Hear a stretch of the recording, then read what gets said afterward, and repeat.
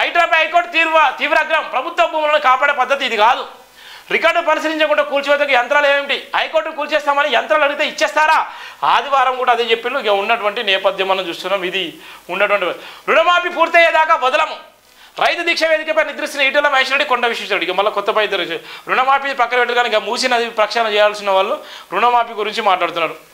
ఇక ఇద్దరు దాడిలో ఇంటిని వీడి బీరిట వీధుల్లో నిద్రిస్తున్న బాలుడు. ఎంత ఘోరం. మనం కూడా ఏదో ఒక రోజు తెలంగాణ రాష్ట్రం కూడా ఇదే తరహాలు వస్తుంది.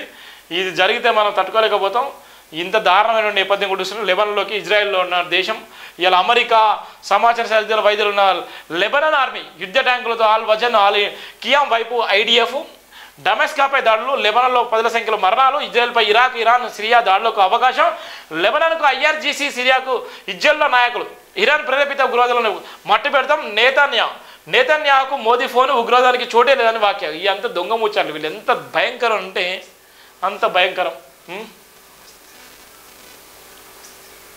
తిరుమల లడ్డుపై మీ వైఖరి ఏమిటో చెప్పండి. ఇక తిరుమల లడ్డు కూడా ఎక్కడ పోయింది? తిరుమల లడ్డు కూడా దేవుని లడ్డు కూడా పోయినటువంటి సందర్భాలు. తిరుమల లడ్డు కూడా పోయింది. దేశం ఎక్కడ పోయింది అంటే హైకోర్టుకు పోయింది.